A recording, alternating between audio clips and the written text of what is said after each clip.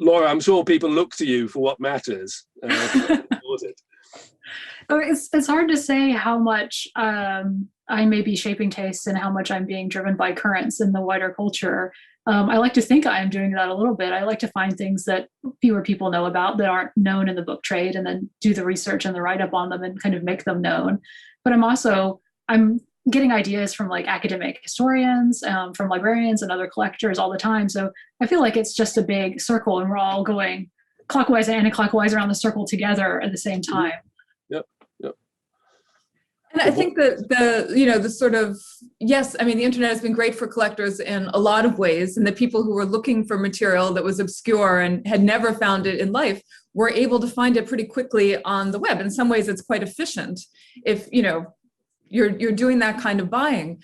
But what that also means is that it did kind of change the way people's collections were shaped, and booksellers have to respond to that. It's not enough just to have your shelf of books and wait for people to show up, right? And be interested. You have to, reach out a bit more and make more connections, both institutionally to librarians and to collectors and to people who come to your booth or whatever, to show them the connections between stuff you might have that is maybe a little bit unfamiliar to them, and the sort of frameworks that they're already familiar with, and that they've already maybe at this point kind of finished, because it wasn't that hard to get those fairly common titles. And the internet's been really helpful with that, because in the past, with bookseller catalogs being printed, you only had so much room. It was so expensive to make very elaborate catalogs, but I can put up a 2-page write-up on my website about a really obscure item, and someone can then understand it in full, see a ton of pictures of it. And so the internet has really changed the ability to make those things known. Yeah.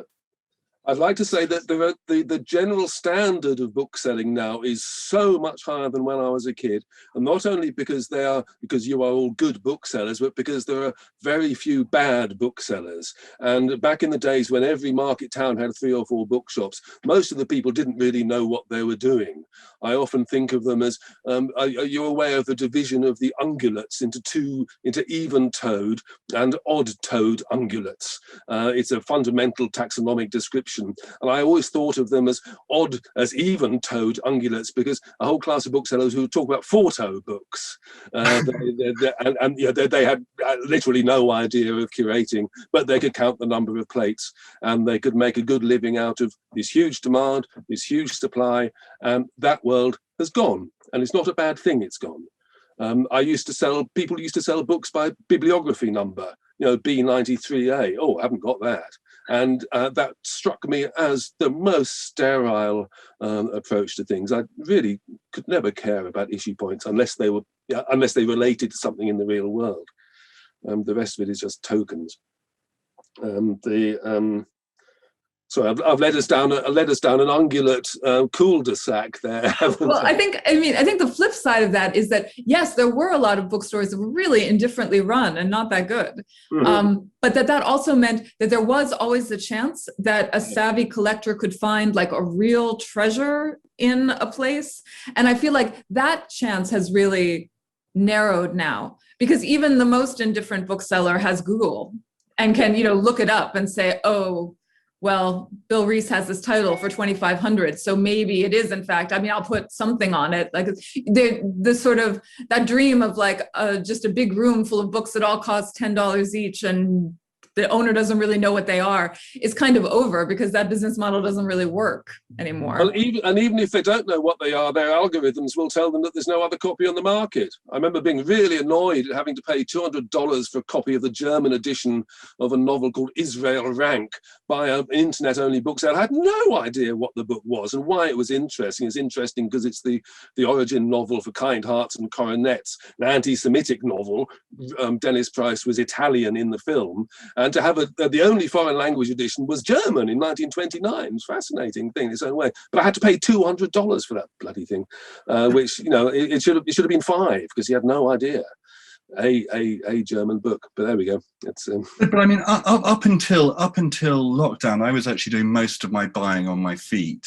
So I've actually just been doing a huge catch up actually with learning to buy from the internet over the past 18 months. But I mean, in defense of the provincial bookseller, yes, there is a book that is very affordable, partly because sometimes because there is no price on the internet, so the bookseller does not know what to price it at, so it is put out at a very cheap price, and it's a really interesting book. That is all absolutely wonderful, but on the other side, there just might not be a market there, And one of our jobs is to move things from one place to the other, to move things from a place where there isn't a market to a place where there is a market. So, can that still happen on the internet? Yes, I think so. But yeah, of course it does. Of course it does. We all make fascinating discoveries all the time on the internet. Yeah. But things which don't appear in once lists, things which don't have price records. My current obsession is a book called Bungalow Bliss, and it's the most influential book of architecture of the late 20th century. It's the book that's responsible for all the bungalows that were built in Ireland, first published in 1974 by an architect and later senator called Jack Fitzsimons. There's a thesis on him being published this year by Lilliput Press. And it's everyone who talked about Bungalow Bliss says, oh yes, I've got oh no, actually I don't know where it is now. Yeah, and it went through 6 editions or 7, something like 200,000 copies they claimed. There is not a copy on Abe, or there's maybe one of a 22,000 reprint. And anyway, my goal is to try and complete the set of that. And it's very strange the way the internet shows us absolute rarity of things like that, and often the most unexpected books. And have they all been destroyed? I don't know. I mean, if I started offering 200 quid for a first edition, would copies flood in? I don't know. The other thing is that there can also be a complete mismatch between market rarity and institutional rarity. Yes. So, books that institutions don't have and should have, of which there are 5 copies on the market. Yes. Yeah. That's a lovely moment when you can do that, and it's that interpreting, knowing why a book is important, and being able to reoffer it. And then you have the I shouldn't admit to this, you then have the odd process of having to go through and buy those 5 copies on the internet so that you can represent it. And I tried christening that practice doppelganging, because the last thing you want is a doppelganger at 10% of your price out there. And so you can find various odd little rumps of obscure books in our basement where I've had to buy 5 copies in order to recast it. Maybe I shouldn't admit that. Does that count as market manipulation? Do I go to hell?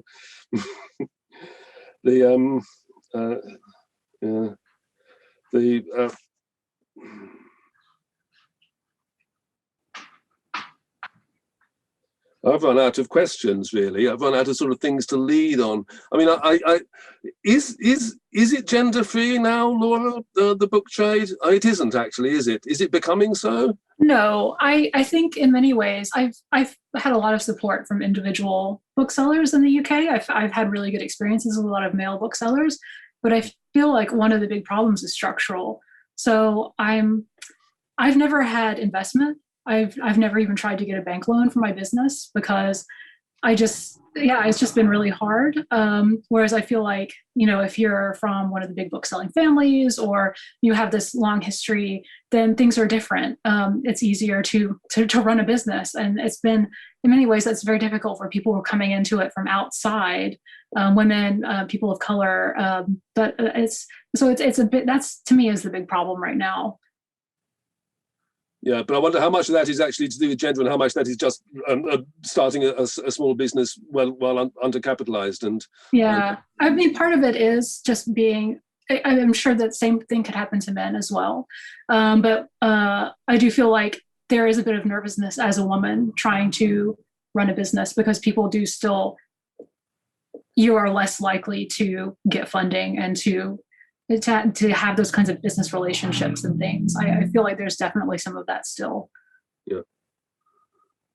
Well, I've always been surprised when people in the past have spoken of the whole book world as being so heavily male, because that's in terms of working with collectors, that's not been the case with me. And although my firm has had a unfortunately had sort of a bit of a glass ceiling in a way. We're finally sort of beginning to shine a lamp through that, which is something. I gather we're getting questions coming in, Ellie. We've got people standing up at the back and waving their arm. Is that so? If they've got Q's, maybe we have some A's. We have some questions. If you Ed, if you click on your Q&A box at the bottom of your screen. I beg your pardon. I'm sorry. We've got lots pouring in. Laziness. What makes a rare book rare? Valerie. Well, who wants to answer that? I think Leo, you were speculating on rarity a moment ago. Different sorts of rarity. Well, there's lots of sorts of rare. I mean, what makes a rare book rare? I mean, a lot of it is obviously straight. I mean, there's a numerical thing where you look in places like auction records, library records, the contemporary, marketplace. I mean, that's a numerical thing. More than that, what makes a book rare? It's almost like, if one applies a sort of qualitative judgment to it, I guess a book is what makes a book out of the ordinary. Many things, I think. When something doesn't quite fit a genre, when something has a fascinating ownership, when something has fascinating binding or annotations. There is a whole number of things that are all around the sort of the book as the fascinating object that it is. And of course, there are fundamentally two meanings. The word rare. One meaning that there aren't many of them, and the other one meaning it's expensive. Frankly, it's a rather vulgarly used word. The first issue of is a rare book, and if you got the money, you could buy 4 right now, just like that. We used to use a little equation. Rarity equals scarcity plus desirability. That there are books that are scarce but are not rare. There aren't many copies of them. But like Leo's example of the book in the shop where there really is just truly no market, a book that made no impact at its time, has made no impact since. No one wants it. No one has discovered it yet. It may be scarce, but it's not really rare because there's no one to buy it. Similarly, there are books that are enormously desirable that exist in lots and lots of copies. So they're not really rare in that sense. But when you have something that is both scarce and desirable, you have a rare book. Yeah. Any comments on that, Laura? As to, do you like your books rare or well done? Rare. I like to find things that are really unusual and then figure out what I can say about them is interesting. So yeah, I like to find those odd things. Yeah, well, this brings us on to David Clapholtz's question coming up now, who asks, why should a private collector collect something that hasn't yet been well documented rather than whatever interests the collector? And they should collect whatever they want. Yep. Yeah. Feel free, go nuts. I think, David, maybe the original question was in the context of being a young collector that Heather sees a lot of and not having much money. And that often by driving your own route and something new, you can use wit rather than money. There are some very classic books I'd love to have. I'd love to have some really nice, well-known books. I'd love to have a First Folio, and I'd love to have a Nuremberg Chronicle, and that would be wonderful. But anyway. Most of us are obliged to fossick around the edges. And I think my only point is just that if you find yourself drawn to something that is outside the mainstream, you shouldn't be ashamed of that or feel like you're somehow not a serious book person or not a serious collector. That in fact, pursuing those unexplored avenues is often the way to make a real contribution to the historical record in a way that collecting high spots doesn't really do. Yeah. Okay, so Lisa Sherlock, the most satisfying sale that each bookseller has taken part in.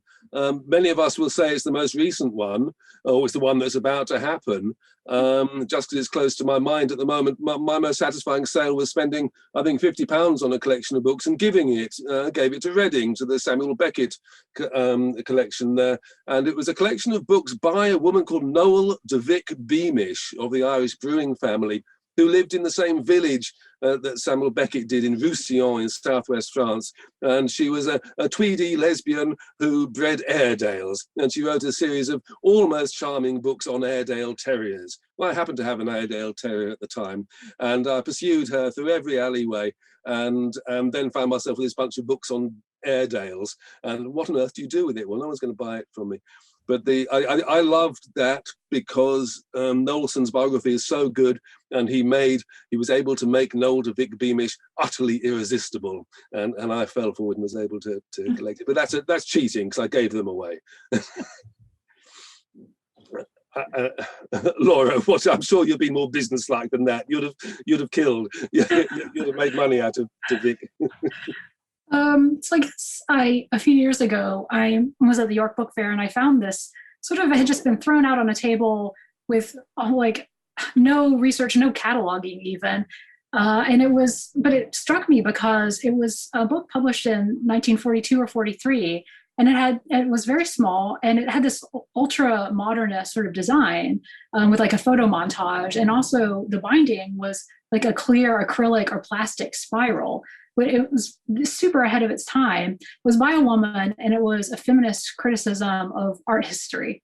And I just thought, wow, okay, this is really interesting. Like, this seems really ahead of its time. And I picked it up and I started doing some research and found out that this woman had been, she was a German Jew. She had been an architect, an architectural historian, and a really important figure. And then she had fled at the beginning of the war, made it to Britain, was actually so important as an intellectual that she was put on the list of British people to be arrested if the Germans invaded. So she's a really interesting person. And also, this book that she had published was designed by a famous designer, and he had wanted to have this imprint. He was going to publish a bunch of books with these interesting designs. Of course, it was the only one he ever did. He just kind of, I guess, gave up. Maybe it wasn't financially satisfying. But so this is a really cool thing. And I was able to do some deep dives into a little bit of academic history of this kind of milieu she was in and things like that. And then I was able to sell it to an American institution. So it was just, overall, it was a super satisfying experience. Mm. I think I'm glad to say that I'm sure that that's made us think of many cases. It's people who've never been there. It is wonderfully intoxicating. The sense of interpreting, maybe reading something for the first time, as you get with manuscripts. I found the diary, effectively, of an extraordinary Victorian eccentric who was driven to madness by an obsession with Alice Liddell. And while reading his diary, he was giving external lectures at the University of Oxford, and there's a woman at the back. He was descending into schizophrenia, and he was describing how she was obsessed with him. Of course, he was obsessed with her. She was sending him messages through the Times. I know he'd already been to tea with Dean Liddell, and as you read this thing, you think, oh, it couldn't be, could it? It couldn't be. You're always looking ahead, and it only was. And he went mad. He had a big attack on Rogation Day on the steps of the was it not the Ashmolean, the camera, I suppose, and he Remember Eve. He addressed the crowds with before he was taken off to an insane asylum. Then followed the eloquent description of the interior of the life in a gentlefolks insane asylum in the 1860s in Munster Road in Fulham. It was absolutely intoxicating. It was wonderful. And I made the mistake of marketing it myself because I got so associated with it, I couldn't sort of price it or anything. And I ended up selling it for not a lot of money to the Bodleian, where I sort of felt it belonged. But my retirement project remains to go back and edit those papers. It was the most fun I've ever had. That is amazing. It was beautiful. Yeah. Looking into the Q&A, I'm noticing Kathleen Smith's question. I agree that private collectors and libraries work together, and this description of us versus them is unhelpful. However, to play devil's advocate, there are certainly materials and collections that have great cultural value as well as monetary value, and there can be strong objections to removing them from the community/context of origin. How to balance that equation.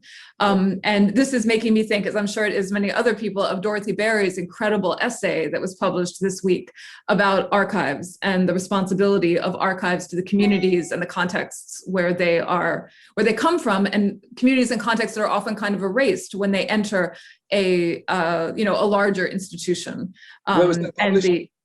It was in Uproot, and you can find it if you go to Twitter. It's literally every librarian this week tweeted this incredible essay by Dorothy Berry from Harvard University talking about the struggles of being responsible to the archival material that you handle, which continues to make me think that what needs to happen is not a sort of top-down approach. I mean, even in the scenario in which every archive could go to a major, heavily funded library, that wouldn't work, right? I mean, that's like a totally unworkable scenario. There are going to be places for material all over the place, all the time. And I think what needs to happen is a better connection between the main, sort of institutional gatekeepers of what's important and the million community and local based organizations that have material that's genuinely interesting, but that maybe doesn't need actually to be absorbed into the main archive, but could, work out some kind of support or collaboration with the larger, some sort of advisory or some kind of situation where these materials are able to stay in the communities where they, where the people who created them still live and still want to see the material, rather than being locked away into a situation where access is actually quite forbidding a lot of the time and difficult to get. So I would say that I'm really more about, all I really want to see is greater responsibility and greater thought given to preservation and to outreach at every level, from private collectors to the Bodleian, the entire spectrum, to local churches that have an archive of the founding of their town. I mean, all of these places are capable of being good stewards in some ways, and I feel like it's a case-by-case basis on what material is best served and best placed. May I ask you a question, Heather? Is there, I know in the UK there is, so much of this can be about money, can't it? I mean, if something important comes on the market, who can buy it? And I mean, I know sometimes I see and I read about cases in the UK where an important thing is put in its locality because, say, Friends of National Libraries or somebody raises the money and puts it there. Do you have? Are there ways in which does money get raised in the States to put things in localities when things? The National Lottery in Britain has transformed the ability of motivated local institutions to do acquisitions. It's been remarkable, absolutely remarkable. I would say that it is less a thing in the United States. I mean, we're all watching the Bronte situation right now. What's going to happen with this collection that was put together by private collectors, and now seems like it may wind up going to, Haworth Parsonage. I think that Americans have less of a sense of I don't want to say nationalism, because God knows that, but Americans are more likely to just concede that the richest person gets the thing. There is still in a way that I feel like the English aren't. There's still no such thing as an export license for cultural goods from America, is there? Is there? No, there isn't. No, I mean, you can just buy something if you want it, and take it. Export it wherever you want. Yeah. I'd like to make what is the advocate for the other side of the devil called in this case, but I would like to make an argument for export as a way of celebrating cultures. Britain's most famous export was its language, which has stood us in incredibly good stead. There was a brilliant argument for granting of an export license for a piece of Rennie Mackintosh furniture going to a museum in Paris. And the argument, which won, is an important piece, that there is no Rennie Mackintosh furniture in any collection in France. Do you want them to think of us as a bunch of woad painted savages, and this is cultural goods as ambassadors for nations, and spreading the word about what we do, about what each individual culture does. That's it's definitely a cultural difference. Like I can't imagine. Yeah. Just so that I can talk about Timothy, Kathy's question about book collecting memoirs, and I think we probably all refer you to the Rosenbach biography, which was referenced in the Booksellers film. But I'd like to put in a special word for Timothy Darch Smith's The Times Deceased, his account of a bookseller for Times Bookshop, one of the wittiest, funniest, rudest little memoirs of its sort that I've ever read. I mean, possibly the best, but I'm sure others have their favourites as well. Can I just say, I don't think there's any conflict between putting some materials in their locality where they belong and exporting other things. I mean, there are some books, books to some degree are made for exporting. There are, I mean, a lot of books that should be exported because they are well located where they come from and let the world share them, and that is wonderful. And I think that is completely a separate thing to material that arguably belongs in a community. I mean, I love moving books from one place to another and just helping people explore new things because they don't have these books yet. I mean, that's wonderful. But manuscripts do have a role in nation building if one's talking about on a whole sort of national scale. And I was very proud many years ago of buying the first Ulysses manuscript that Ireland bought, the National Library of Ireland bought, and it was the only time I've been involved in something quite of that scale, of being met at the airport by the Minister of Culture and going through the VIP channel and being on the telly and stuff like that. And it was admittedly they turned their back decisively on him for 70 years before that, but nevertheless it was and it's so central to Irish culture now, the bringing Joyce and Beckett back to them. It's so I wouldn't under. Andrew Nash has noted that Stanley Ika at one point posited selling off the Murphy manuscript leaf by leaf, which would have been characteristic of him. And oh dear, someone's asking us about auctions with hot items we should be paying attention to. You don't think we're going to tell you that, Mr. Anonymous, do you? Or Miss Anonymous? Give us a break. I mean, I would say private collectors should buy wherever they find the stuff that they like and they can afford it. You can buy at auction. I buy at auction. I mean, knock yourself out, buy at auction. Yeah. I mean, I feel like, what I try to offer in my books are, extremely well described, well contextualized, excellent copies that are fully guaranteed as such. And, some people like that and some people don't. It's okay. Yeah. So has anyone here enjoyed online book fairs? Enjoyed is really strong. I've been grateful for online book fairs. I've been grateful for all the work that has gone into them and for how, for the way that they've helped me through this period, and for the excellent advances that they've made in a lot of ways that I think will continue to have really positive effects for the trade going forward. But what I like to do, like the whole reason why I have this job, is because I like to go and lose myself in a big pile of material that I haven't seen before, and rummage through it and look through it and handle it. And I haven't been able to do that for a year and a half, and I definitely feel the loss of it. It is, I don't enjoy pointing and clicking as a means of acquisition compared to seeing, another bookseller and talking about a book and puzzling it through together. That's what's fun, and I can't wait to get back to it. I mean, I totally agree with you, Heather.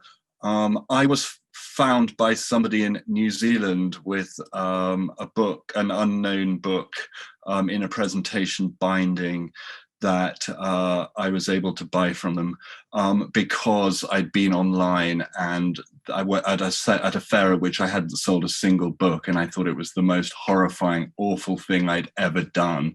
And I didn't even get to chat to my friends. You know, it's not like, at least if you go to a normal book fair, you know, at least you get to chat to your friends and maybe buy something. I mean, this is just dreadful. But then I got a nice email afterwards where somebody, you know, sold me something really important, which is just wonderful. So I totally agree with you, but I think it has occasionally sprung some surprises, I guess. I mean, but that's kind of that's the fun of the internet. I mean, you probably are all much ahead of the internet with me. I've been discovering the internet.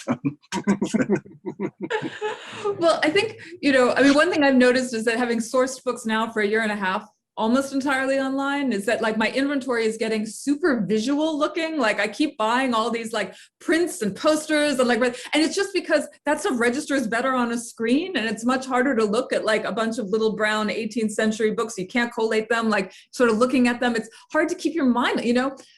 So I feel like my stock is getting a little bit like loopy, and I really do need just to go to mags or go to a book fair and just spend like a couple of hours really handling books to get like my rhythm back. Yeah. So get your eye in. So I miss the smell of people. I'm very impressed, Leo, that you sound like a good old-fashioned scout. It sounds like you did a lot of traveling, and what became for me a symbol of the internet. I'm trying to find something on my desk that will represent a pork pie. Ladies and gentlemen, this is representing a pork pie. Now, a pork pie is a singularly disgusting English meat-based, meat and pastry-based product.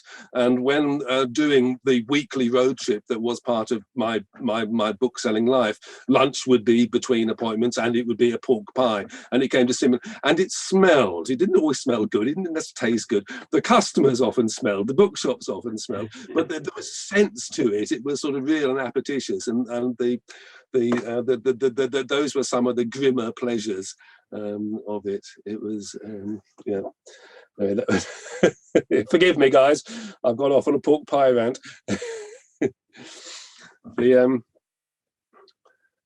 Oh dear, about the reliability of WorldCat. And not being an institution. And I've noticed that booksellers are understandably and appropriately qualifying their, you know, no copies. I think if one says no copy found, that's probably appropriate. It's an astonishing resource, WorldCat, as are all the university catalog, but to rely on wholeheartedly? No, it's just one imperfect metric among many, you know, and the fact that we all know that when we've been trying actually with something genuinely scarce to actually nail down the holdings, you often find that something that's listed as having holdings in OCLC doesn't really have, got rid of that book before I was born. It is not there. It's only as good as the data that was put in. And some institutions were very vigilant about their data, and some were a lot less so. So you also see just a lot of mistakes, people duplicating records for the wrong edition, and that's not actually the book that they have. And so it's, you know, I think OCLC, I mean, we all use it daily, and it's helpful to get a snapshot of relative scarcity and who might be interested in a book, but you can never treat it like gospel or go to a librarian and say, I see you don't have this book, because they may well have like 3 copies of the book, but it's all in weird special collections that like don't capture that data in the way that would make it into OCLC. You always have to really do your actual work. Yes, it's possible you don't have, or is it really true that you don't have a copy of this? Seems unreasonable. You should do. But that's true not just of OCLC, but of individual library catalogues as well. So I mean, Joshua, the specific thing when researching, you first of all do it on OCLC WorldCat, and then the institution you're talking to, you then go to their catalogue and drill through that as carefully as you can, and searching, of course, in as many ways as possible before you risk compromising your credibility on suggesting they ain't got one. Reading generally, we had a my business, we had a very good lock-in when it comes to the private market. Books are the ultimate stay-at-home treat, you know, and people had more money because they weren't eating out, they weren't going on holidays. The corollary of that was the institutions, of course, were shut down and couldn't do anything. So it was definitely a swing and a roundabout. I don't know people's comments on that. Well, I will quite freely say that I made a big effort to shift my business from a primarily private customers to institutional ones over a period of years, thinking that this will be like a more stable kind of, you know, it won't be like mercurial people. It will instead be, you know, these venerable institutions that will always have budgets.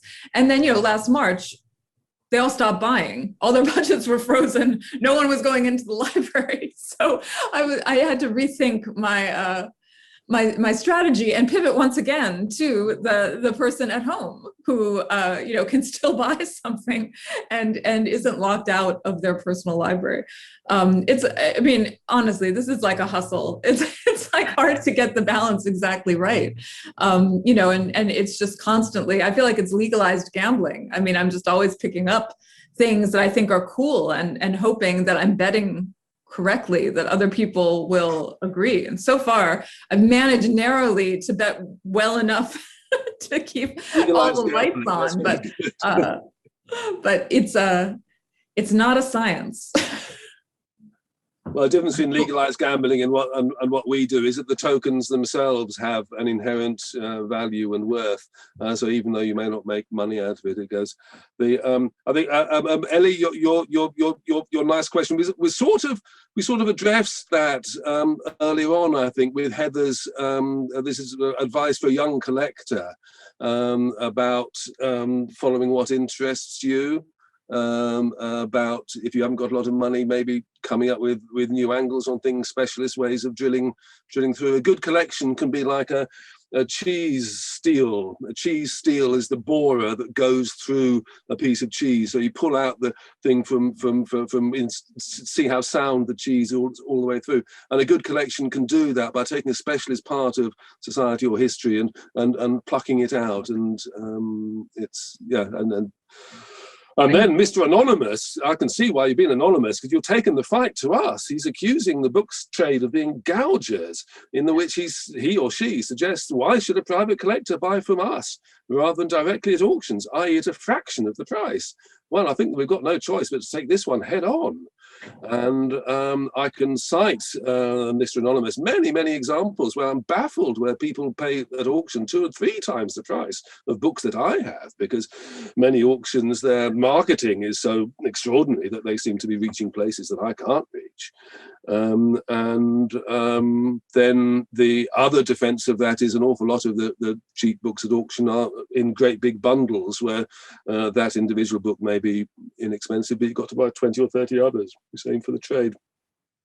Have I? Well, we're taking risks. Stand up for us, Laura.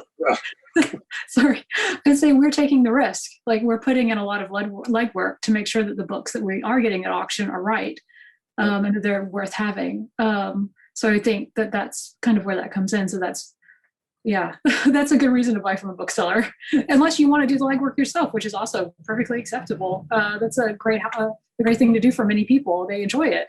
But if you don't want to take those kinds of risks, or you don't have the time, then buy from a bookseller. True. It's also true that people who buy from booksellers, you know, often enjoy that in part because they develop a relationship with a bookseller that lasts for many years, in which that person knows your collection, knows your interests, can advise on stuff coming up, sometimes stuff coming up at auction, and help to be a partner in the development of that library. And that's one thing that I really enjoy, and, you know, try to have, you know, long, serious relationships with my primary customers, not just, you know, filling web orders or something like that. Yeah. And in terms of relationship with auction houses, in my practice, our practice, we find that, the auctioneers have successfully turned their business around from being wholesale clearing houses to being retail operations, and indeed with a lot of trade consignment to it. And so for us as a book selling firm, our buying from auctions has become much, much reduced compared with 20, 30, 40, 50 years ago.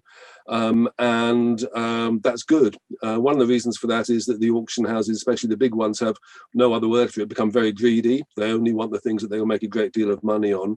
And we are getting much, much more stuff directly from collectors, collections, collectors, institutions, estates, and those are books that you won't see in auction. You've got to befriend us. But it is that is a sound question, Mr. Anonymous, and I thank you for putting it to us. The Bronte situation, Valerie, if you look up on the internet, you'll find under the unusual name of Honresfield, Honresfield, you will find quite a lot of media noise about this extraordinary collection of books, which was known about by some people, not including me, I'm afraid, and has come to light through the office of Sotheby's. It includes one of the most magic books in the world, which is the Bronte family copy of Buick. And this is the book which a tingle has gone up my spine as I describe this, the power of the totemic power, sacred power of individual books. And this is the book that she was reading in Jane Eyre, in the casement between the window and the curtain, creating this world of the imagination. And it is, for me, the most powerful bit of prose about the magic of books, and this is the Bronte family copy of Buick, which in fact her father had annotated with recipes for these various birds, which makes it even better. So it's sort of an Irishman with more interest in eating them than anything else. Anyway. I think, Janet, you want to go to Abe. Probably is the biggest aggregation site for internet buying books. Janet wants John Quincy's Dispensatory of the Royal College of Physicians. Is that yours, Laura? Is that scientific enough for you? It's certainly the kind of thing that I would stock, but I don't have a copy right now. Okay. Look, we've actually sort of hit 7 o'clock, which is sort of we're sort of made the hour. Has anyone got any further questions or further things you wish you'd said? What are our esprit d'escalier going to be? That's a section, the ED section. I would just say that I'm really, I haven't been to the UK now for almost 2 years because we've noticed. I know I have not been there, and I miss it terribly. I miss all of it. I miss the whole world of bookselling, and I hope that what the movie did was to give a little bit of an insight into the sort of larger ambient life of these books that you might see only in isolation online or that kind of thing, that there's really, a community behind it who are very irascible, but also have, it's in many ways like a very special world, the world of bookselling. And I feel, that I've been, sucked out of it and cannot wait to get back to it and to start looking at everyone's books in person again. But booksellers are I suppose because I'm part of it, I'm not the person to judge, but you are wonderful. You three are wonderful people. But there's in terms of refugees, people are certainly, after a while of being a bookseller, you're not qualified for anything else, and it's a rather wonderfully unregulated world where the joys of commerce and the satisfaction of cultural values combined. I've been very lucky to have fallen into it, and I've been very lucky to have been asked to spend an hour in the early evening with you three as well, and with an invisible audience out there. And can I just say to the invisible audience, thank you very much for having been there. We've had evidence of your presence by things coming in, and it's the first time I've done one of these, and I find it very difficult not to be able to see the whites of your eyes and to know when you're nodding off. Maybe you haven't. Maybe you've been alert. Anyway, I think we can probably, Heather can go off and get her lunch, and the rest of us can go and get our supper. Thank you all. Thank you very much. Thanks so much for coming. Thank you, everyone.